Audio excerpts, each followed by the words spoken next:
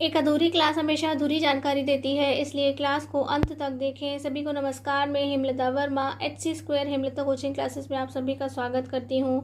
प्यारे बच्चों, आज का टॉपिक स्टार्ट करने से पहले हमें कुछ इम्पोर्टेंट बातें आपको बतानी है, कृपया ध्यान दें। सबसे पहले हम उन सभी का धन्यवाद करना चाहते हैं जिन्होंने हमारा साथ हमें यहाँ तक पहुँचाने में दिया है। जैसे सभी सब्सक्राइबर्स को बहुत बहुत आभार, सभी प्यारे बच्चों को धन्यवाद जो यहाँ पढ़ रहे हैं, वो सभी स्टूडेंट जो हमारी क्लास को कभी लाइक करना नहीं भूलते हैं और जो क्लास पर कमेंट करते हैं, उनका भी बहुत बहुत धन्यवाद। प्यारे बच्चों, क्लास को स्किप ना करें क्योंकि अब हम आपके काम की बात करेंगे। तो प्यारे बच्चों, क्लास को रिकॉर्ड करते समय हमें बहुत सारे डिस्टर्बेंसेस को फेस करना पड़ता है, तो ऐसी परिस्थिति में गलतियों का होना लाजमी है और ये गलतियाँ क्लास के दौरान कुछ लिखते समय या बोलते समय हो सकती हैं, जिसे हम एडिटिंग के समय नज़र पड़ने पर ठीक कर देते हैं, लेकिन कभी कभी हमारी उस गलती पर नज़र नहीं पड़ पाती है, जैसा कि अब तक 3 बार हो चुका है। लाइट चैप्टर के पार्ट 9 में क्वेश्चन नंबर 3 में m की वैल्यू फाइंड करते समय हिंदी में वास्तविक की बजाय आभासी लिख गया। कृपया आप उसे ठीक करें, जबकि इंग्लिश में ठीक लिखा था। और लाइट चैप्टर के ही पार्ट 17 में इमेज फॉर्मेशन करते समय जो 5th वाला इमेज फॉर्मेशन हमने किया है, उसका रिजल्ट लिखते समय हाईली एनलार्ज्ड लिखने की बजाय हाईली डिमिनिश्ड लिख गया, जबकि हिंदी में बिल्कुल ठीक लिखा है। और ऐसी ही गलतियों को हम जो हमारी नज़र से बच गई हैं, उन्हें हम कमेंट को उस क्लास के साथ पिन करके ही ठीक कर सकते हैं। इसलिए आप एक बार कमेंट बॉक्स को चेक कर लिया करो, या आपकी ऐसी किसी भी गलती पर नज़र पड़ती है तो तुरंत हमें कमेंट बॉक्स में बता दिया करें। इसके अलावा carbon and its compound chapter के पार्ट 2 में ऐसी ही एक गलती हुई थी, जिसे हमने पार्ट 3 में डिस्कस करके बता दिया था। तो इन गलतियों के लिए हम क्षमा चाहते हैं और अपने काम को और भी ज़्यादा ध्यान से करने की कोशिश करने का वादा करते हैं। और इस चैनल को स्टूडेंट्स ने काफ़ी शेयर भी किया है, उन सभी को हम बहुत बहुत धन्यवाद देते हैं। और अब हम बात करते हैं आज के टॉपिक की। तो आज हम पढ़ेंगे हमारे हेटेरोट्रोफिक न्यूट्रिशन यानी कि विषम पोषी पोषण को डिटेल कॉन्सेप्ट में पढ़ेंगे। प्यारे बच्चों, शाकाहारी यानी कि वेजिटेरियन यानी कि हर्बीवोरस और मांसाहारी यानी कि नॉन वेजिटेरियन मीन्स कार्निवोरस और सर्वाहारी यानी कि ओमनिवोरस, ये जो कॉन्सेप्ट है उसे हम यहाँ पे डिस्कस नहीं करेंगे। अब आप बड़े हो गए हैं, बेशक टीचर एग्जाम में आपसे ऐसा आसान क्वेश्चन पूछ सकते हैं, लेकिन हमें इसे एक अलग लेवल पर सीखना है, जहाँ पर अलग अलग रीजंस के आधार पर इन्हें डिवाइड किया गया है। तो हम देखते हैं हेटेरोट्रोफिक न्यूट्रिशन यानी कि विषम पोषी या परपोषी पोषण। तो हिंदी मीडियम ध्यान रखें कि विषम पोषी ही नहीं, उसे परपोषी भी कहा जाता है। एग्जाम्स में ये भी पूछा जा सकता है या इसकी जगह ये लिखा जा सकता है। तो हमने इसे 3 पार्ट्स में डिवाइड किया है। ये है हमारा होलोजोइक, हिंदी में से यही नाम दिया गया है।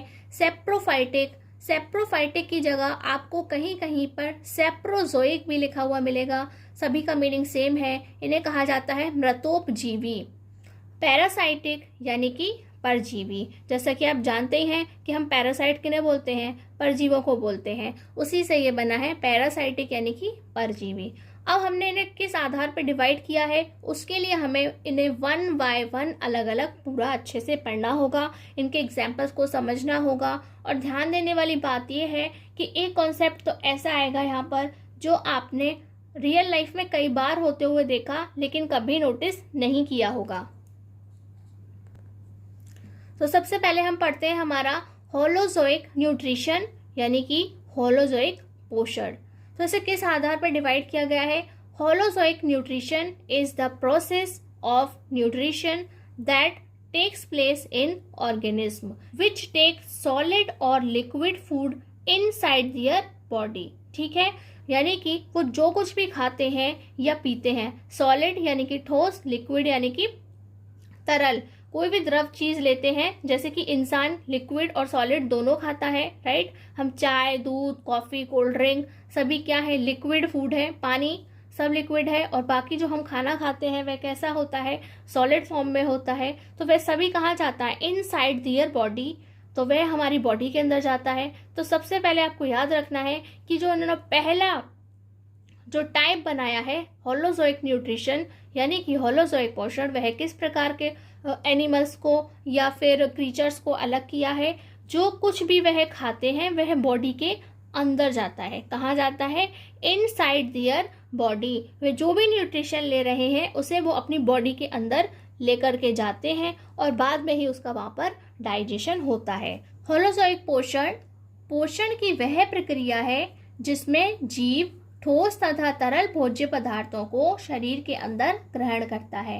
यानी कि एक ऐसा न्यूट्रिशन है जिसे हम शरीर के अंदर ग्रहण करते हैं। उदाहरण के तौर पर यहाँ लिखा गया है अमीबा तथा सभी जंतु। तो जंतु में हम जो इंसान है, ह्यूमन बींग्स हैं, वो भी आ गए। आप सभी ने देखा कि हम सॉलिड और लिक्विड का क्या करते हैं, इनटेक करते हैं, यानी कि उन्हें अपने शरीर के अंदर ले जाते हैं और उसके बाद हमें वहां से न्यूट्रिशन मिलता है।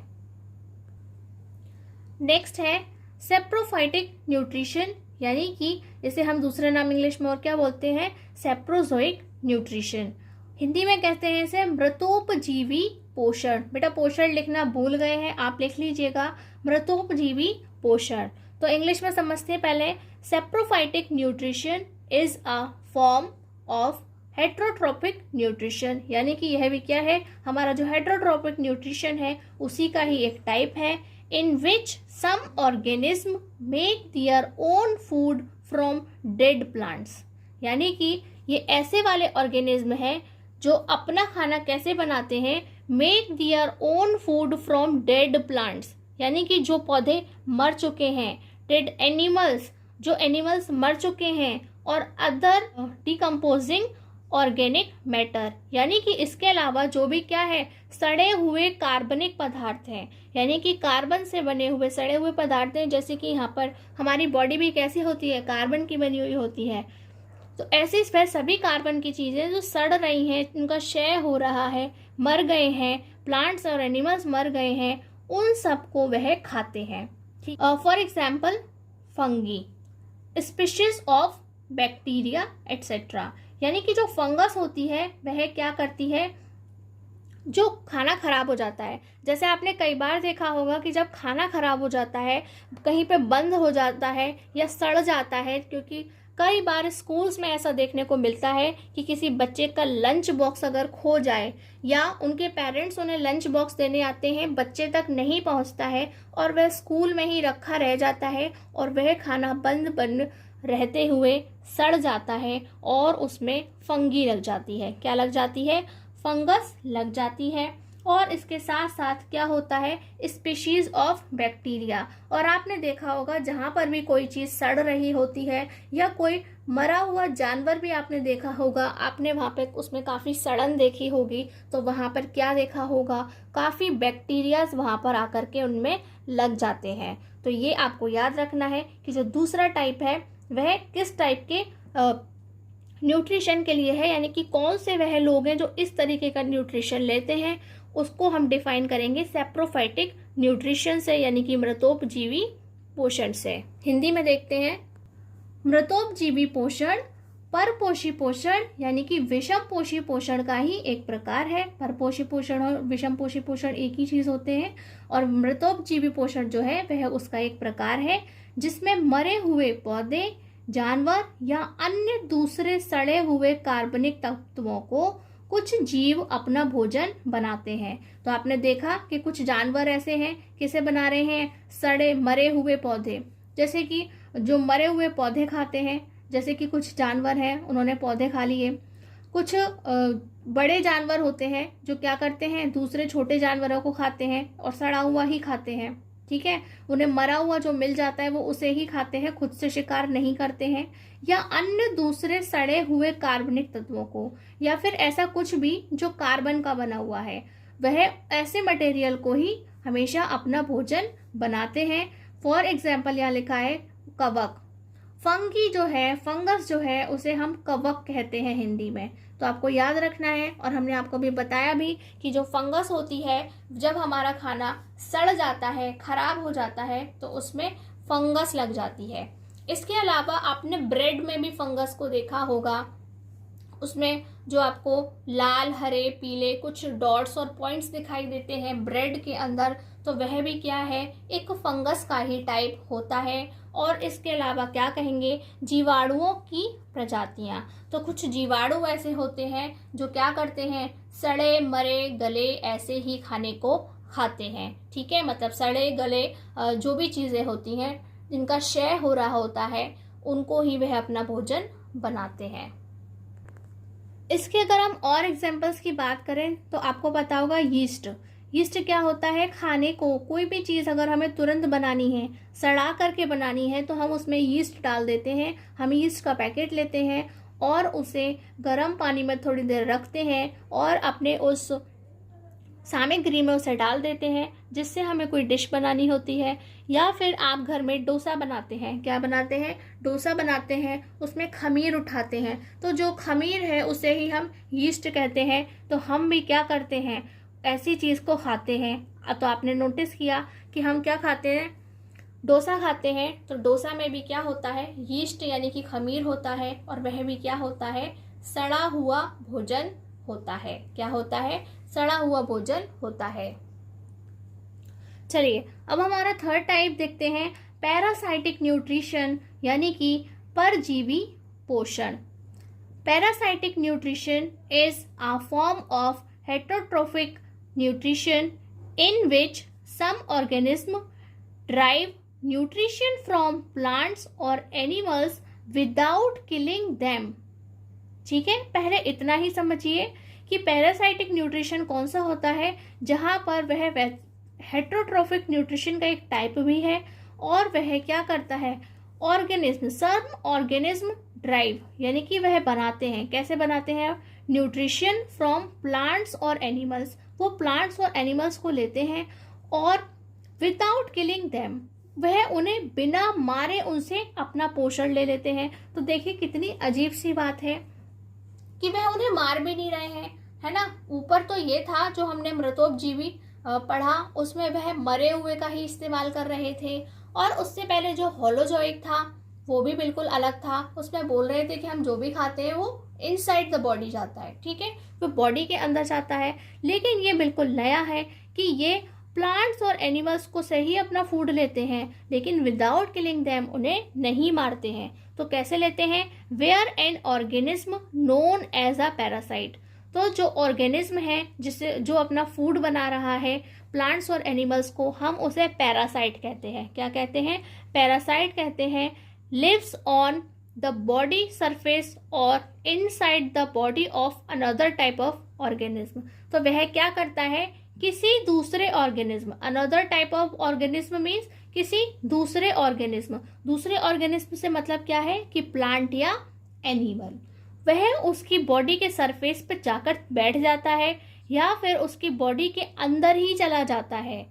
उसे पता ही नहीं होता है, प्लांट या एनिमल को पता ही नहीं चलता है कि वो उसकी बॉडी के सरफेस पे रह रहे हैं या फिर वह उसकी बॉडी के अंदर चले गए हैं, और जिन्हें हम किस नाम से जानते हैं, नोन एज होस्ट। किस नाम से जानते हैं, नोन एज होस्ट नाम से जानते हैं। तो वह क्या करते हैं कि जो बेचारे होस्ट होते हैं उनका पोषण ये जो हमारे पैरासाइट हैं ये खा जाते हैं। फॉर एग्जाम्पल, जब हम इसे हिंदी में पढ़ाएंगे तो एक बार और इसे अच्छे से पढ़िएगा, क्योंकि वहां पर हम दूसरे एग्जाम्पल देंगे समझाने के लिए। For example, Cuscuta. कस्क्यूटा एक प्लांट है, क्या है, अमरबेल। प्यारे बच्चों, ये जो हमारा अमरबेल है यानी कि कस्क्यूटा है, वह क्या है, एक वीड है। वीड यानी कि खरपतवार है, जिसे हम उगाते नहीं हैं, ये अपने आप ही उगे आती है, जिन्हें हम जंगली पौधा कहते हैं।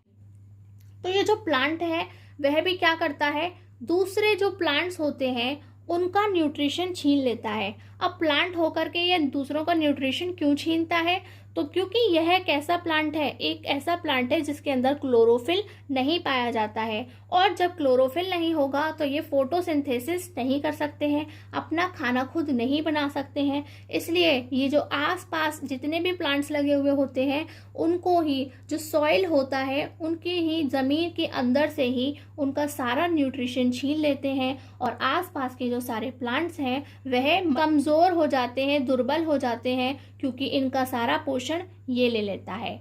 नेक्स्ट है हमारा क्या है, इसे बोलते हैं हम टिक्स। टिक्स क्या होता है, इसे हिंदी में कलनी कहते हैं, लेकिन आम बोलचाल की भाषा में कई लोगों के मुंह से इसे कलीली सुना है। क्या सुना है? कलीली सुना है। ये क्या है? ये कुत्ते और बिल्ली यानी कि कैट्स और डॉग्स जो होते हैं उनके शरीर पर चिपके हुए होते हैं, और वहां से ये उनका खून चूसते रहते हैं। क्या कर रहे हैं? उनका न्यूट्रिशन जो है खुद लेते रहते हैं। और आपने देखा होगा ऐसा करने से कुत्ते और बिल्ली मरते तो है नहीं है ना, तो वे मरेंगे भी नहीं, और उनका सारा जो पोषण है, न्यूट्रिशन है, ये जो टिक्स हैं उन्हें ले लेंगे, यानी कि जो हमारी किलनी है उस वह ले लेती है। नेक्स्ट क्या है? फ्लीस। फ्लीस को हम हिंदी में पिस्सू कहते हैं। क्या कहते हैं? पिस्सू कहते हैं। ये भी हमारे कैट्स और डॉग्स जो होते हैं उनकी ही सरफेस पे, उनकी बॉडी सरफेस पे रहते हैं, और उस वजह से क्या होता है, ये उनका पोषण ले लेते हैं, और जो हमारे डॉग्स और कैट्स होते हैं उनको उनका न्यूट्रिशन नहीं मिल पाता है। नेक्स्ट है हमारा लाइस। लाइस यानी कि जूं।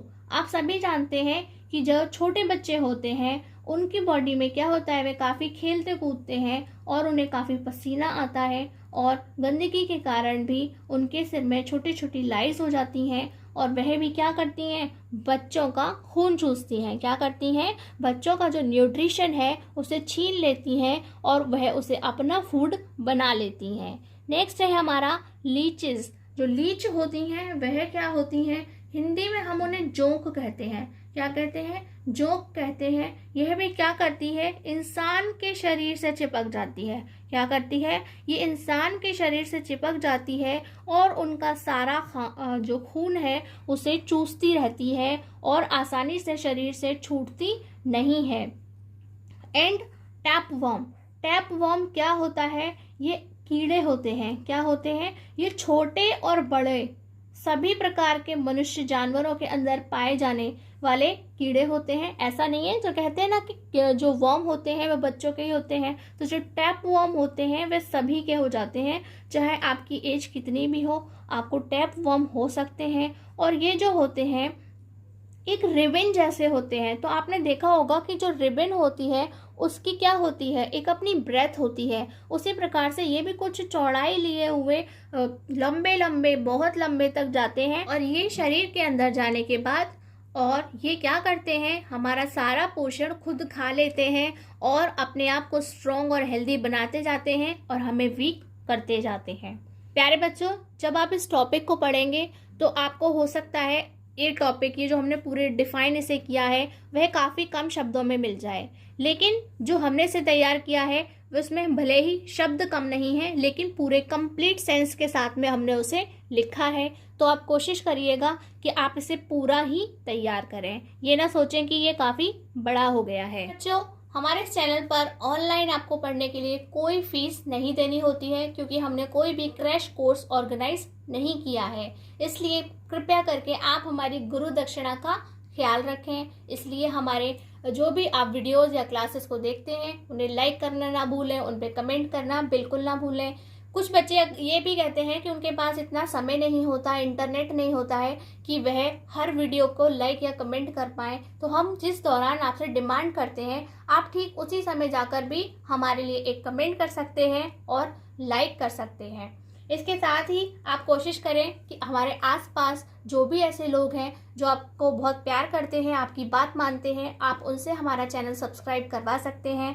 और इसके साथ साथ आप सोशल मीडिया पर भी हमारे इस चैनल को शेयर कर सकते हैं, जिससे जो भी नीडी पीपल होते हैं, यानी कि जिन्हें भी इसकी ज़रूरत है, यानी कि पढ़ने की ज़रूरत है, जो अच्छे टीचर को ढूंढ रहे हैं, उनको उनका टीचर मिल जाए और हमें हमारी गुरु दक्षिणा मिल जाए। तो प्लीज़ आप इसे शेयर करना बिल्कुल ना भूलें। परजीवी पोषण विषम पोषी पोषण का ही एक प्रकार है।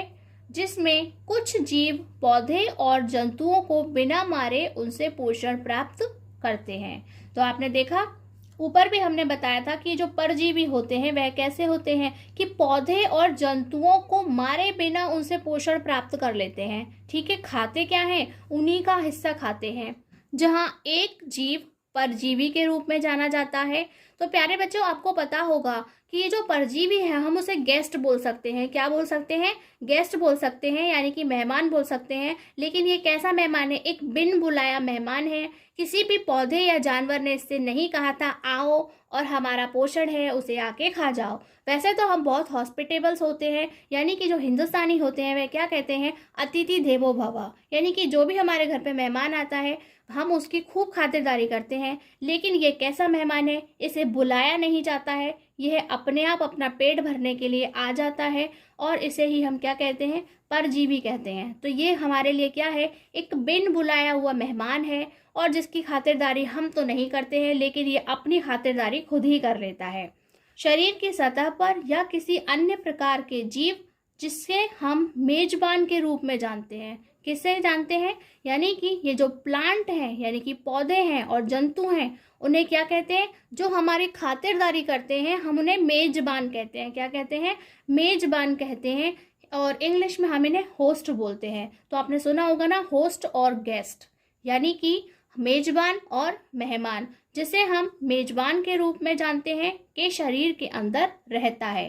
थेरेपी के बाद हम करते हैं अमरबेल। हिंदी मीडियम याद रखें, कस्क्यूटा भी लिखा हुआ हो सकता है, वो पूछ लें बताइए कस्क्यूटा किसका उदाहरण है, तो आपको पता होना चाहिए अमरबेल को कस्क्यूटा कहते हैं और वह परजीवी पोषण का उदाहरण है। और इसके साथ साथ हमने आपको बताया भी अमरबेल के बारे में कि एक ऐसा प्लांट होता है, एक ऐसा प्लांट है जिसके अंदर क्लोरोफिल नहीं पाया जाता है, इसलिए ये अपना खाना खुद नहीं बना सकता, प्रकाश संश्लेषण की क्रिया इसमें नहीं हो सकती है और यह इसीलिए दूसरों पर निर्भर है। तो ये दूसरे प्लांट का खाना खा जाता है, यानी कि दूसरे पौधों का जो भी पोषण है वह जमीन से ही ले लेता है, खींच लेता है और जो बचे हुए हमारे प्लांट्स होते हैं उनका पोषण छिन जाने की वजह से वह कमजोर हो जाते हैं।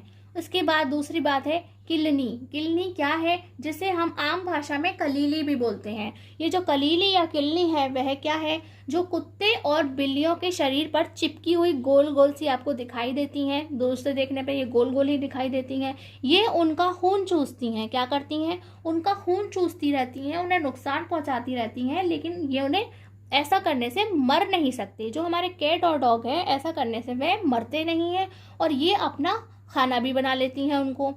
उसके अलावा पिस्सू की बात करते हैं, तो ये जो पिस्सू होते हैं ये भी कुत्ते और बिल्लियों पर पाए जाते हैं। ठीक है, और इनका काम भी यही है जो किलनी का काम है। नेक्स्ट हमारी क्या है, जूं।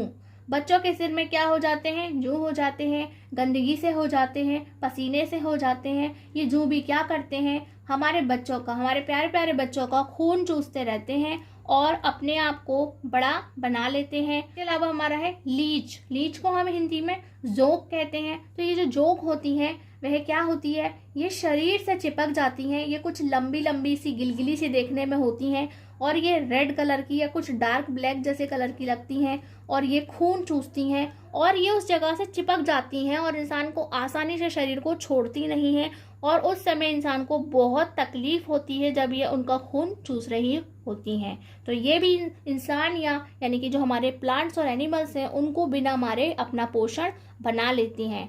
तथा फीताकृमि। फीताकृमि क्या होते हैं, पेट में होने वाले लंबे लंबे कीड़े। बेटा लंबे इसलिए लिखा है कि आगे जाकर के वो लंबे ही हो जाते हैं और हमें पता नहीं चलता है कि हमारे पेट में कीड़े हो गए हैं। ये भी क्या कर रहे हैं, हमारा सारा न्यूट्रिशन खा रहे हैं, यानी कि जो भी पोषण हमारे शरीर को लगना चाहिए था, हमने खाना खाया उसकी वजह से हमें मिला था, वह हमें असल में मिल ही नहीं पाता, हमारे शरीर को मिलता ही नहीं है। और उसके साथ साथ वह कैसे हो जाते हैं, कमजोर हो जाते हैं। उनका जो मन है वो थोड़ा अनमना सा हो जाता है, उनका मन काम में भी नहीं लगता है। कैसे लगेगा बेटा, उनका जो सारा न्यूट्रिशन था जिससे उन्हें एनर्जी मिलने वाली थी, उनका शरीर काम करने वाला था, वह तो ये जो फीताकृमि है ये खा जाते हैं। तो ये जो पेट के कीड़े हैं इन्हें फीताकृमि क्यों कहा जाता है, क्योंकि ये फीते जैसे दिखाई देते हैं। फीता यानी कि रिबिन, रिबिन की तरह कुछ चौड़े चौड़े से होते हैं, इसलिए इन्हें फीताकृमि कहा जाता है। अंग्रेजी में इन्हें टैप वर्म भी बोलते हैं। तो आपको अच्छे से याद रखना है, केवल फीताकृमि नाम याद नहीं रखना है, टैप वर्म भी आपको इसका नाम याद रखना है। तो प्यारे बच्चों, मुझे विश्वास है, यानी कि उम्मीद है पूरी, कि आज की ये जो क्लास है उसमें जिस कॉन्सेप्ट को हमने पढ़ा है ये आपको बहुत बहुत पसंद आया होगा और काफ़ी नॉलेजेबल भी लगा होगा, राइट। प्यारे बच्चों, डू रिमेंबर, आज का काम आज ही खत्म करिए, कल के लिए बचाकर कुछ नहीं रखिए। आज की क्लास में बस इतना ही। नमस्कार, धन्यवाद।